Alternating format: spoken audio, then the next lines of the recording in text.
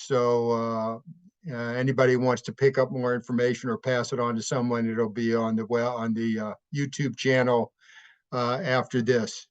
So a couple of the normal thing, obviously the thank yous to our funders, both CapFed and also the Sharon and David Katzman Fund for their financial help in this.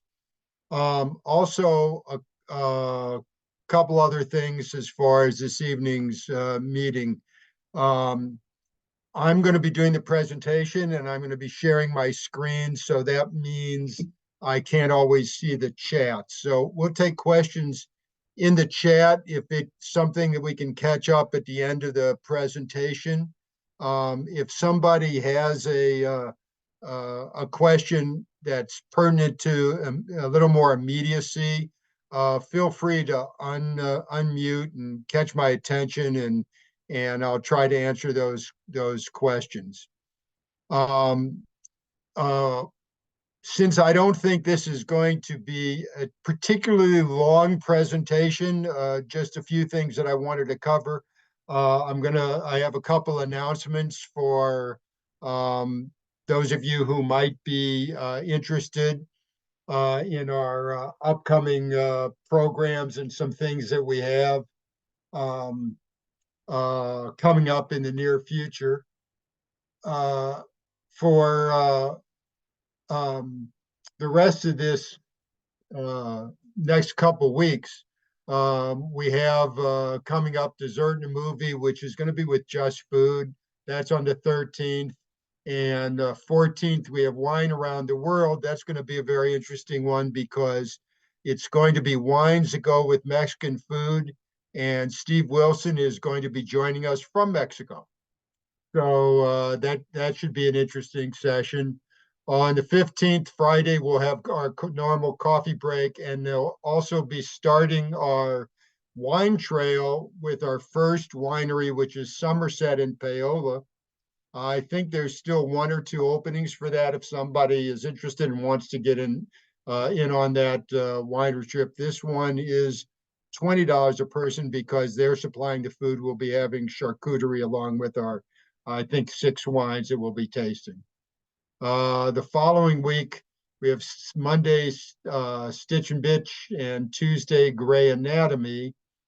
And Wednesday, Maureen and I will be leaving for a road trip. So for the rest of the month, that 11 days, the 4 events will be handled by Logan and Kathleen.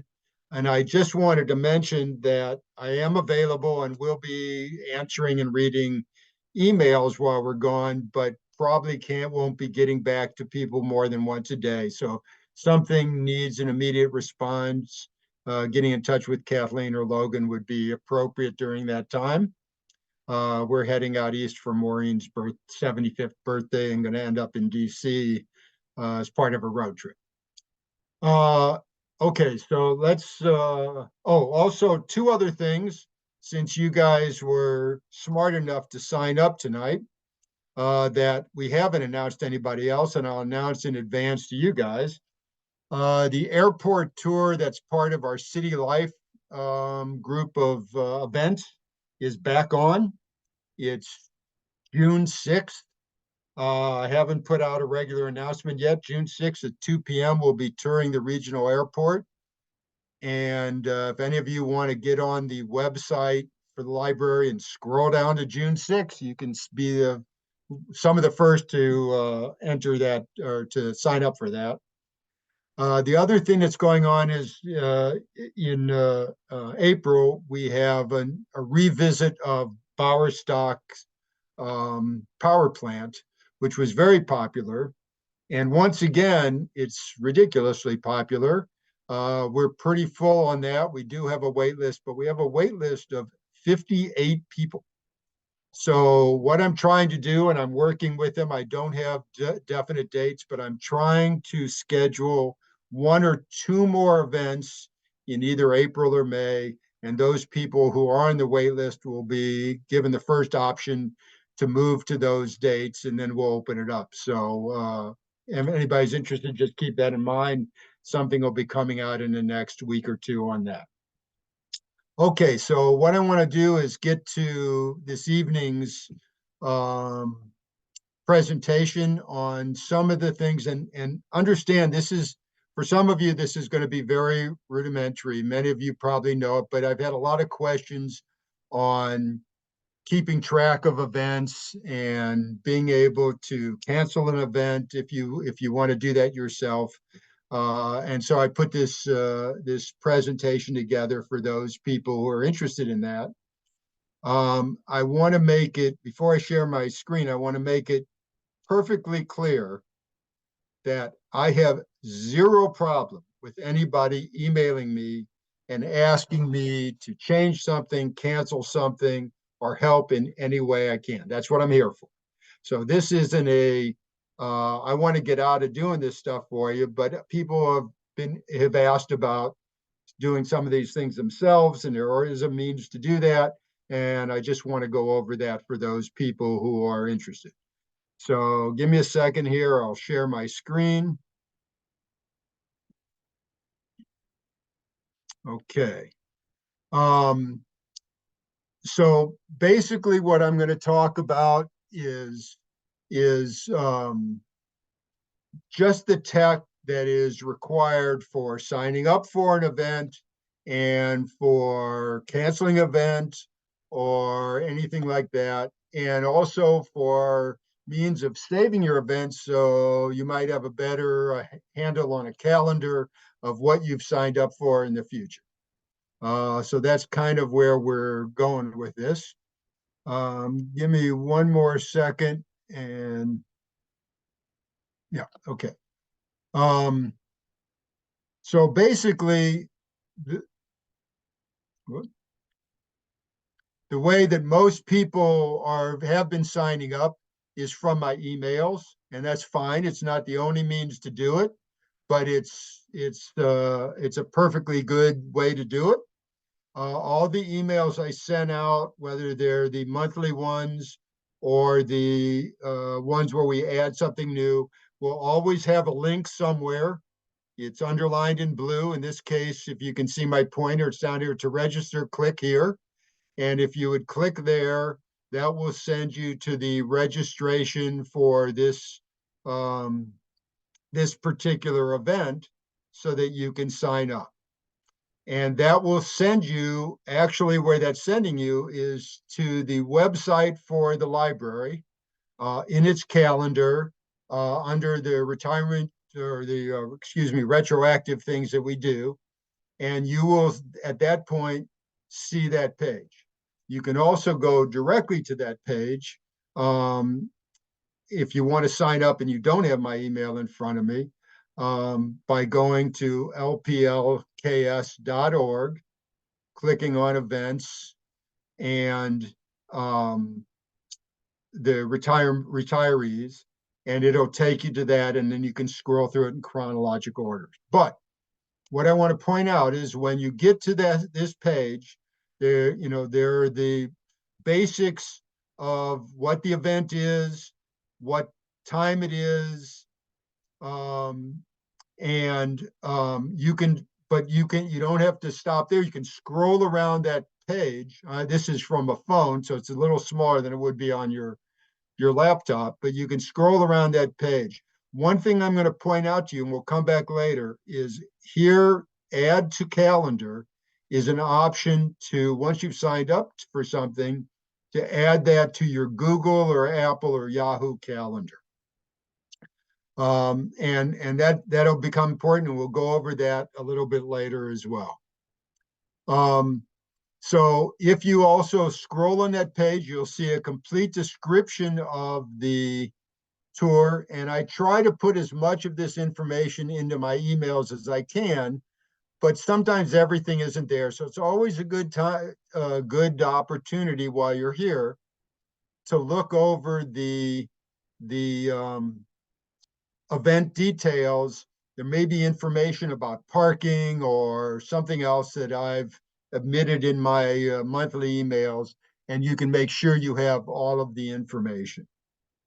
The other thing that you'll see when you get to this point is you'll see your option to register. If you're on your phone, it's down at the bottom. If you're on your laptop or desktop, it's over on the right. Shows you the number of seats remaining and gives you a place to click on and register. Just a couple things because the question comes up frequently.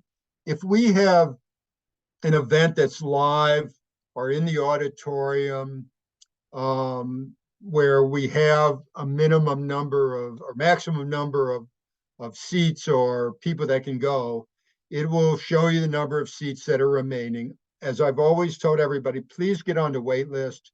We almost inevitably have people who have a schedule issue or a family issue or God forbid, a health issue that allows other people to get on. So there's almost always people from the wait list at every event.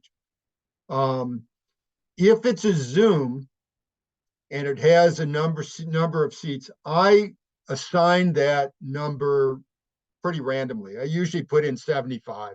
It's just a number I'm picking out of the air. We have the capability on Zoom of, I think, 200 or 300 people being on a Zoom, which we've never filled. We've only gone over 100, maybe a half a dozen times.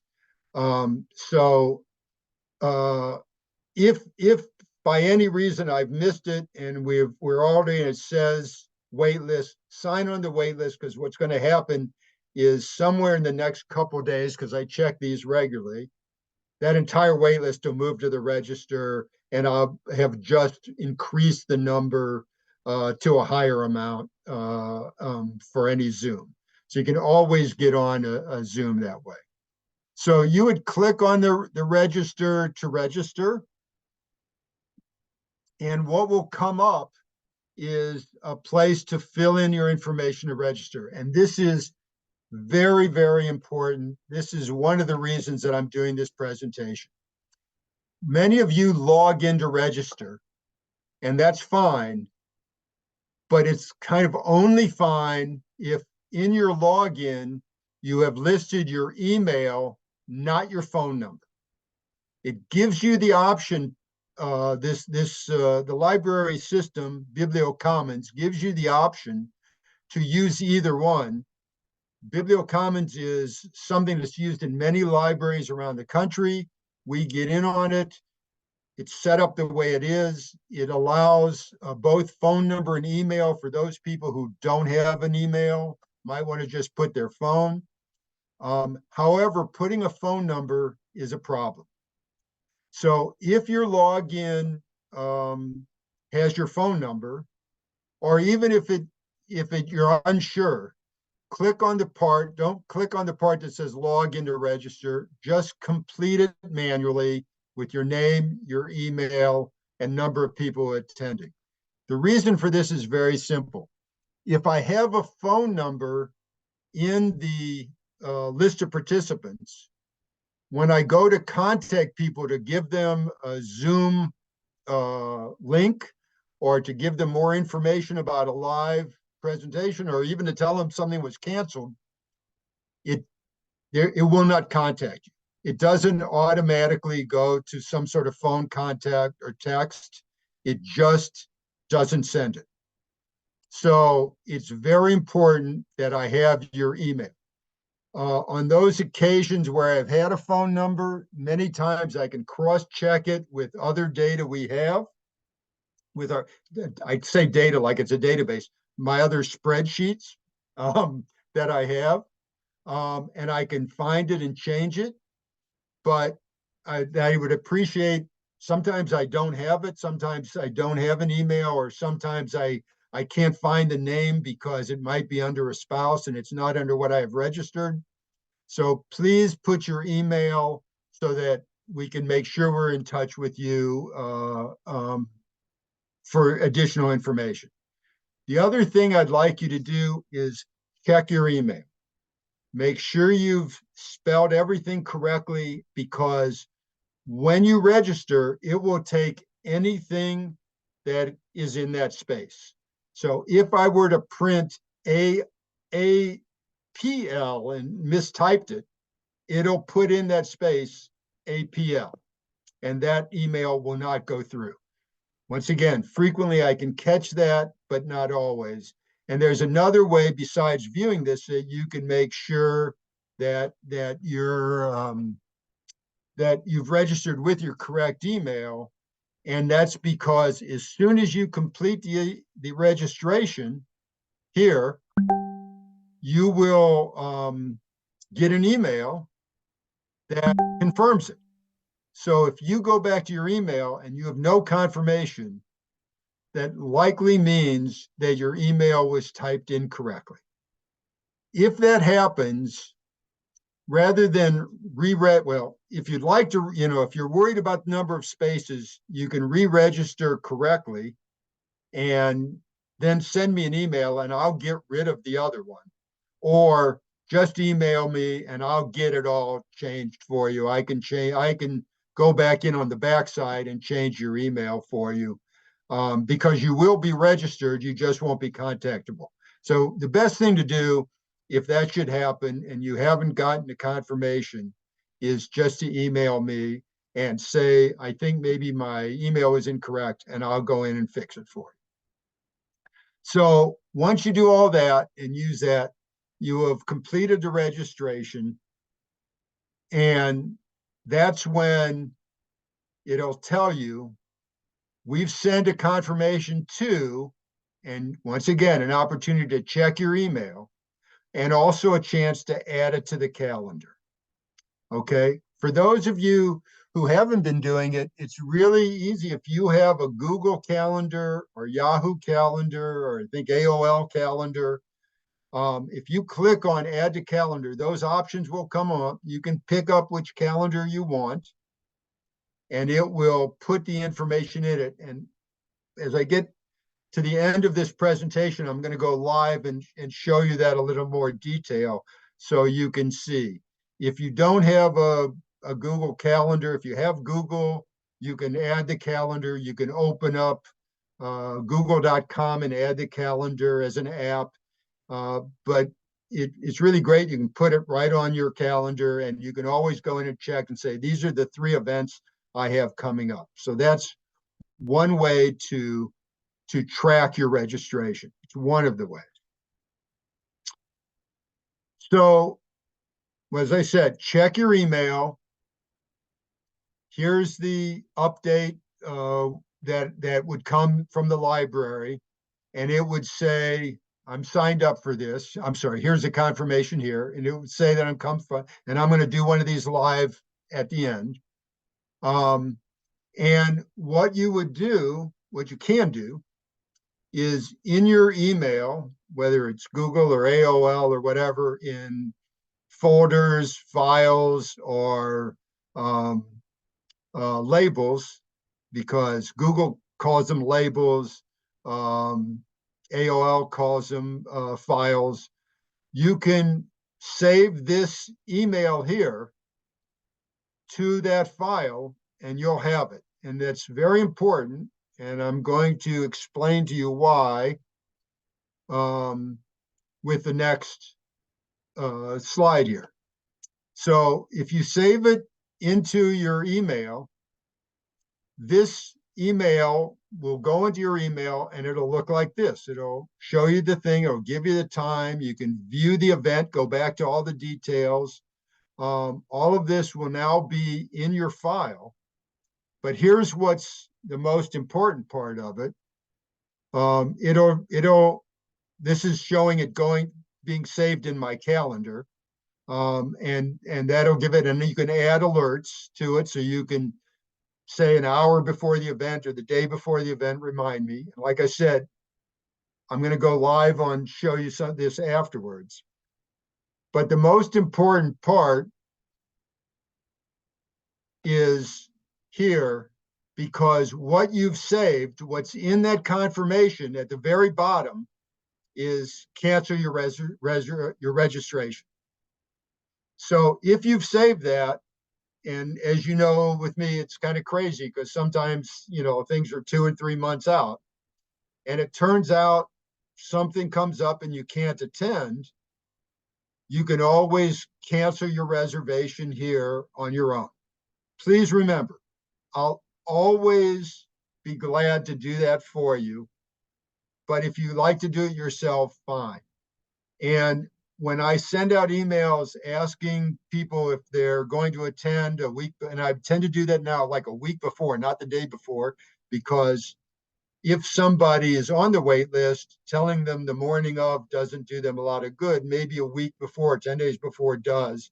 So I try to do that earlier. But I go in regularly and check all the upcoming events. And if there's spaces that have opened up, I will send out an email to people explaining that they're now on the registered list, give them a link so they can see what it is, so they can be on it. So you're more than free to cancel yourself. Like I said, you don't have to do that. I'm glad to do it for you. But this is, many people ask, how do I cancel something? I can't figure out where to do it. It's in your original confirmation email that you got. And if you save those into a file, then you'll always have them.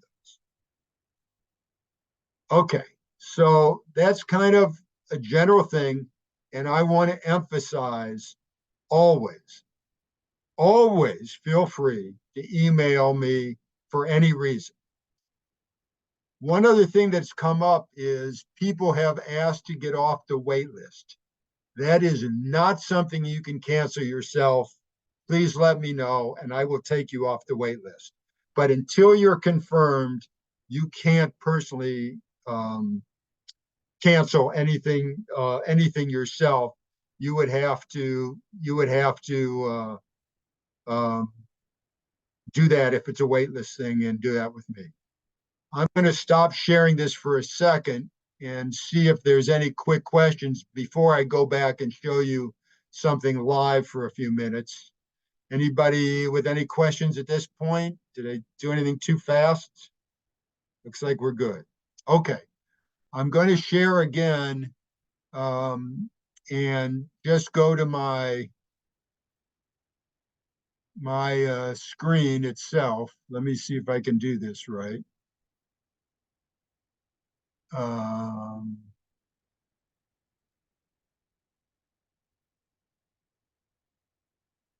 okay. I need somebody to um, unmute and tell me that they can see my email. Can you guys see my email? Yeah, I can see it. Yes. Okay, good. Okay. So now you're looking at my email, my very private email. This is just my email for work. So I'm going to just go through this because for those people who it is. So I signed up for the wine trail and I got a confirmation here. So I click on that confirmation. And like I said, you can see what it's about, see my registration, you can see what email it's at, and you can see the cancel registration part. Okay, the reason that I did this is I wanted to show you that all you have to do if you have in Gmail, they're called labels. In AOL, it's called files, whatever. All you have to do is click on that and send it to where you're saving them. And in my case, let's say I decided to call it retroactive events, which I did. And if I click on that, it'll send that to retroactive events and it'll be in my labels under retroactive events somewhere. Let me find it right here. And I can go back to that and this will have all my confirmations and I can click on any one of them and cancel them or just view and see what my events are. When you're finished with an event, you can always delete this email from your file and you'll always know what your upcoming events are.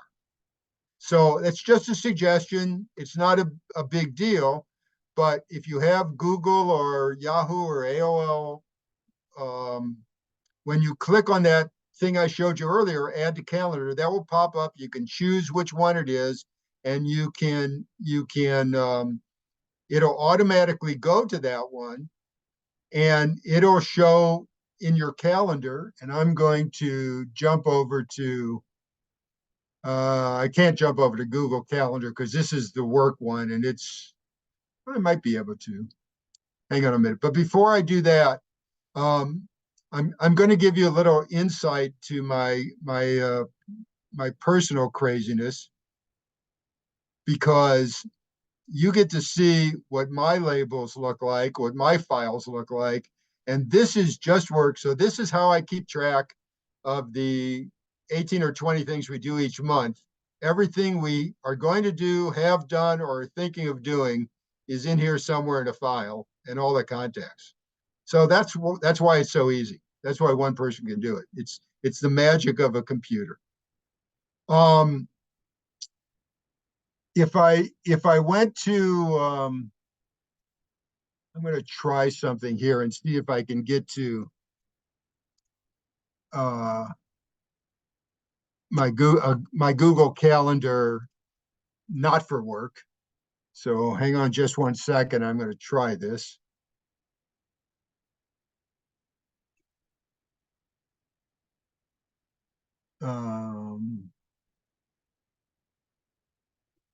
Okay, I'm sorry. This is the work one. But my point is, you can, when this event shows up here, you can go in there and you can change your alarm to, it comes up automatically 30 minutes before, to an hour before, the day before. You can change reminders. You can make any notes you want in it. So it's pretty nice thing to have it in a calendar. You can look at your calendar and know your upcoming events.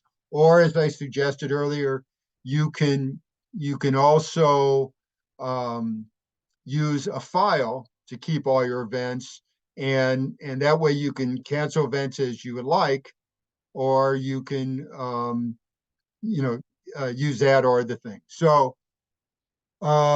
there is one question quickly here. In the past, I've had trouble using add to calendar link. It would not show up until I manually added it. Gary, what calendar do you have? Is it Google, Yahoo, It's Apple. Apple?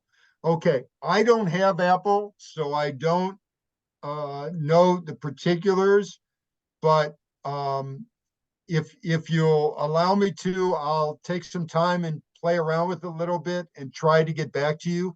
I have um, uh, Google, and it works fine on that one, but I'll double check and see if there's any issues, and either myself or I'll have Jim Barnes get back with you and see if we can help you. Okay.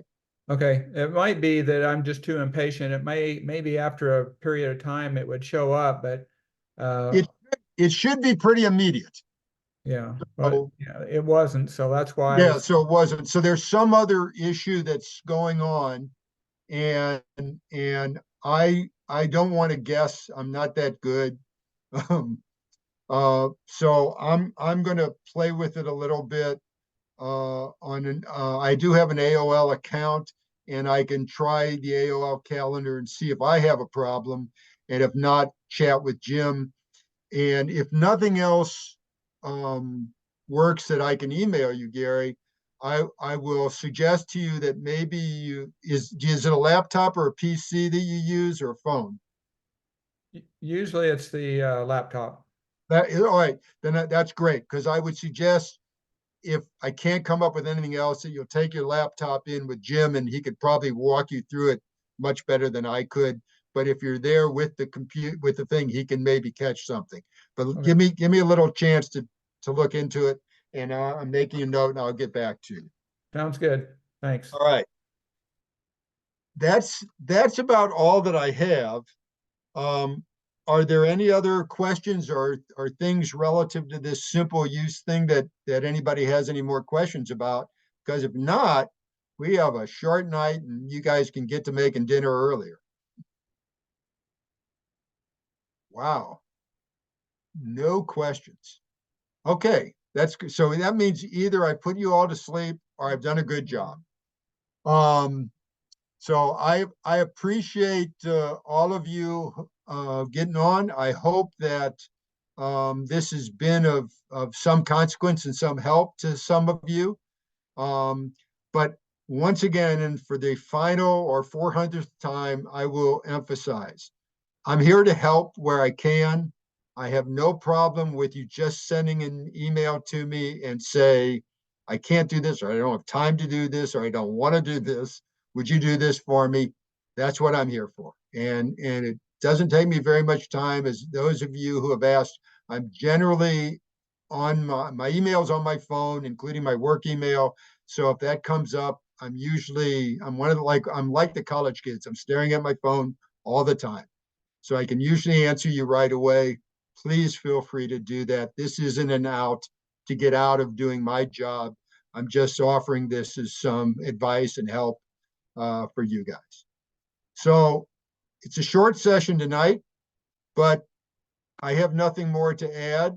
Next month on tech, we start our series about